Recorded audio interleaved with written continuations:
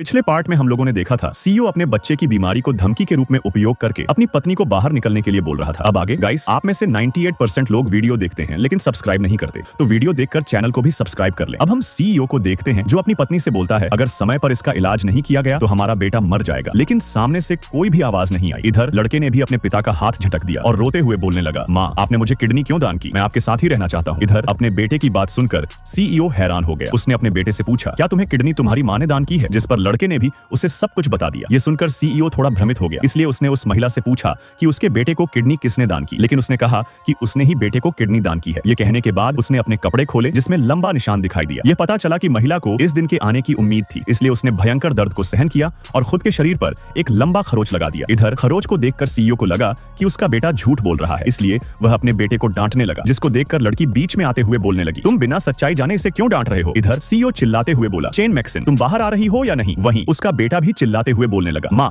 मुझे पता है आपको इस औरत ने मारा है। वहीं उसकी बात सुनकर सीईओ उससे बोला, तुम ये क्या बोल रहे हो? जिस पर लड़के ने उसे बताया, एक दिन मैं अपनी माँ से मिलने के लिए आया था, तभी एक दयालु चाचा ने मुझे बताया कि मेरी माँ को मार दिया गया है। यह वही थी जिसने मेरी माँ को मार डाला, फिर इसने उसे नदी में फेंक दिया। यह सुनकर सीईओ उस महिला की तरफ देखने लगा। वहीं चौंकी हुई महिला को भी तुरंत उस सुरक्षा गार्ड की याद आ गई जिसे कल पीटा गया था। लड़के को बात करना जारी रखने से रोकने के लिए महिला उसके पास चली गई। नेक्स्ट पार्ट के लिए सब्सक्राइब करें।